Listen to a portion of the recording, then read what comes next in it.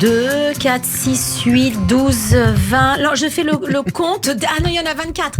C'est le nombre de livres qui sont devant elle. Elle s'appelle Nathalie Zilberman et elle est spécialiste des livres pour enfants. Eh ben, allez donc, Nathalie, vous êtes venue les bras chargés, hein? Avec une valise. Bonjour Léa Falbala, comment allez-vous? Bonjour, ça va très bien. Moi, j'adore, hein, c'est une ambiance super mignonne. Bibliothèque pour enfants. Alors, mamie rêve, on se moque de moi, tout sur les règles. Vous allez parler de moi, en fait Je vais essayer un peu de parler de vous, de nous tous, en réalité, parce que vous savez qu'en littérature jeunesse... Parlez-moi de moi. Parce que pendant longtemps, en littérature jeunesse, on ne parlait que... de faits généraux, en fait. La vie, la plage, la découverte de certaines héroïnes ou de certains héros. Oui. Mais en fait, il n'y avait pas des sujets sur nous, les êtres humains. Notre identité. Notre identité. Et aujourd'hui, parce qu'aujourd'hui, on peut parler... Vous voyez, aujourd'hui, il y a 2 éditeurs qui nous parlent des règles. Vous imaginez? Il y a 20 ans ou il y a 10 ans, est-ce qu'on aurait pu parler de règles les règles, les menstruations, vous voulez dire? Oui, les menstrues. Ah oui, pour les petites jeunes filles, c'est très important. Oui, parce que certains parents n'expliquent pas. C'est vrai. Donc, c'est compliqué. Donc, vous voyez, ici, on a des livres, donc ils sont là, hein, évidemment, hein, donc toujours en rouge. Oui. Alors, chez Flammarion, par exemple, ça s'appelle Tout sur les règles, par exemple. Donc là, vous allez tout savoir. Ensuite, aux éditions de La Martinière, c'est Beau le rouge. Parce que vous savez qu'à la télévision, par exemple, quand on parle de sujets sur la thématique des règles, on voit toujours que le sang est bleu. Alors qu'en fait... Oui, c'est vrai. Il y a comme une distance qu'on va mettre entre la chose réelle et puis on a du mal ici en France, en tout cas, parce que c'est pas le cas ailleurs. Mais ces livres-là sont incontournables pour quand on a des petites jeunes filles de 11, 12, 13 ans. Les parents, peut-être aujourd'hui moins, mais les générations précédentes avaient du mal à préparer une jeune fille à être femme. Mais c'est parce que ça a toujours été un peu des sujets tabous, interdits. On va parler entre femmes, on va rien dire à l'extérieur. C'est toujours un peu bizarre. Alors qu'aujourd'hui, la littérature jeunesse va parler de tout, et c'est ça qui est intéressant, parce qu'on va trouver toutes les explications possibles et inimaginables, et compléter les informations que l'on a avec les adultes. Alors, si on parle pas avec ses parents, on peut parler avec un frère, une sœur, une cousine, un grand-parent. Et c'est ça qui est important, ou des amis, tout simplement. Mais il faut se renseigner. Alors, par exemple, le truc, c'est d'offrir ce livre à une jeune fille. Si on a du mal à en parler, la maman peut offrir le livre en disant, tiens, lis ça, tu verras, tu auras des explications sur ce qui peut t'arriver. Alors oui, évidemment, il y a tout ce qu'il faut à l'intérieur, mais je pense que l'explication aussi d'un parent, parce que c'est un peu compliqué quand on a 13, 14 ans, voire même 15 ans, ou voire avant, quand les menstruations arrivent et qu'on se retrouve un petit peu comme si on avait commis le plus grand meurtre de la Terre. C'est un choc pour une jeune fille. Donc voilà, par exemple, ce type de livre pour les petites jeunes filles, c'est tout à fait conseillé. Voilà. Alors après, on peut parler du genre. Du genre, vous savez qu'aujourd'hui, filles, garçons, androgynes, on sait pas trop. Donc, par exemple, il y a un très beau livre aux éditions Saltimbanque qui s'appelle Filles et garçons d'Hélène Druvet. Là encore, je vais vous montrer quelques pages. Les intérieurs sont magnifiques. Ils font vraiment des efforts incroyables. C'est magistral, sincèrement. Voilà, ce sont des œuvres. Ce sont des œuvres d'art. On a ça. On a évidemment sur l'égalité filles-garçons. Par exemple, à qui ça aurait pu venir à l'esprit il y a encore 10 ans de dire on va parler de l'égalité homme-femme ou fille-garçon, mais jamais de la vie. Non, c'est vrai, parce qu'en réalité, on pensait que finalement les femmes étaient un peu la Martine de la maison. Oui. Martine à la plage, Martine fait la belle, Martine se maquille, Martine à la cuisine, et ainsi de suite. Mais non, on pouvait pas parler d'autre chose. Donc voilà. Donc Cela dit, j'ai adoré les Martines. Hein. Mais oui, mais on a grandi avec ça. Ou par exemple, c'est injuste parce qu'il y a beaucoup de choses dans la vie qui sont injustes. Donc, par exemple, aux éditions Hachette, on a une collection. Alors, ça, c'est formidable. C'est injuste, c'est formidable. Parce que l'idée de la justice pour les enfants, ça peut totalement les bouleverser. Mais bien sûr. Parce qu'il y a des choses, ils ont des droits, mais ils ont aussi des devoirs. Oui. Il faut expliquer tout ça. Donc, c'est pour ça. Et puis, dans pas longtemps, on va célébrer aussi cette journée de l'enfant. Et je pense que c'est aussi important de rappeler aux enfants qu'ils ont le droit de dire c'est injuste, il n'y a pas le droit, il y a ci, il y a ça. Mais qu'ils ont des droits, effectivement, mais ils ont aussi des devoirs. C'est vrai, mais il y a aussi l'idée que c'est leur vision de l'injustice n'est pas forcément la bonne. Il y a aussi ça.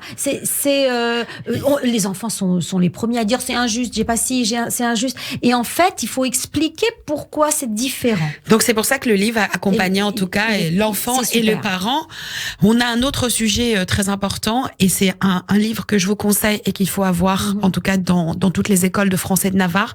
Ça s'appelle Le Loup, c'est aux éditions de La Martinière Jeunesse de Maïlane Chapiron. C'est une artiste, elle est française, elle chante et elle a connu l'inceste. Oui. Et quand on parle de l'inceste, c'est toujours très délicat d'en parler avec les enfants. Oui. Là, dans ce livre, le beau-père, le père est le loup, et le loup qui va s'immiscer dans le lit de cette petite fille. Et un jour, elle aura le courage d'en parler.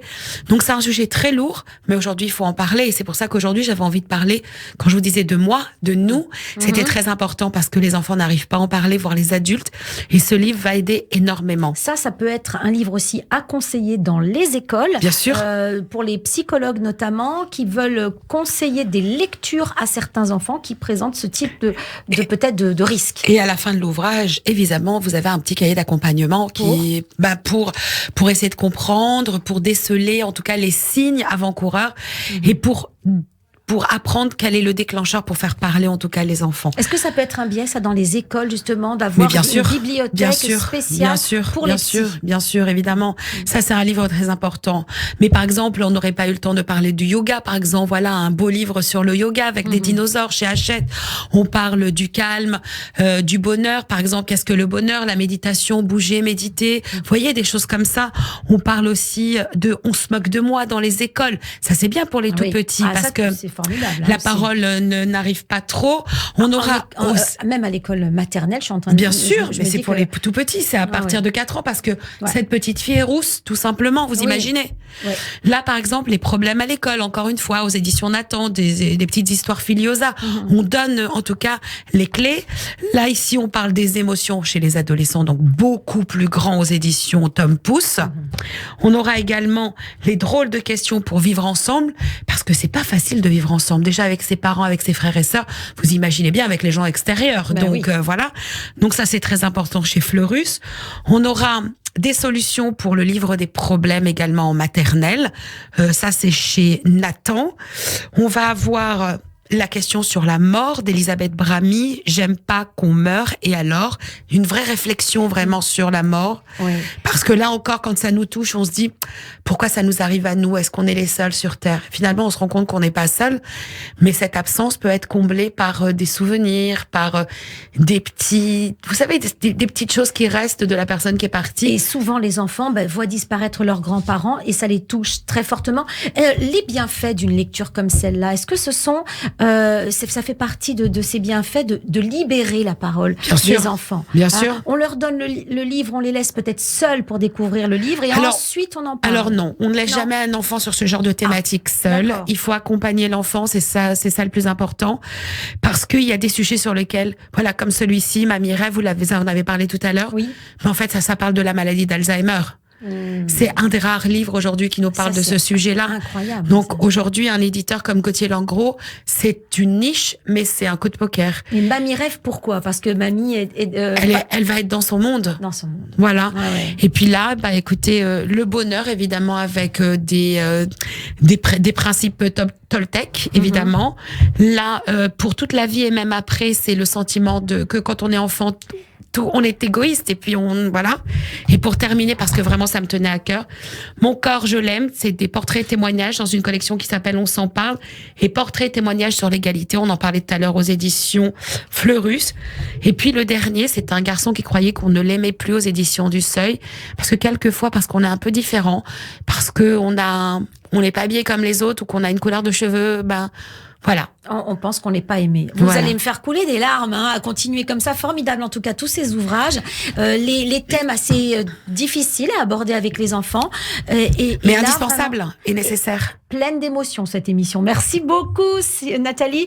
Je rappelle qu'on vous retrouve la semaine prochaine. Avec des romans. Des romans. Et vous vous adressez à des enfants de différents âges. En tout cas, ceux-là peuvent c'est vrai que c'est fait pour les petits, mais je crois que ça peut aussi Pas tous, parce qu'il y a des sujets qui sont plus ou moins ça peut délicat s'offrir au plus grand. Au plus Absolument. grand aussi. Merci. À la semaine prochaine. À la semaine prochaine. Au revoir.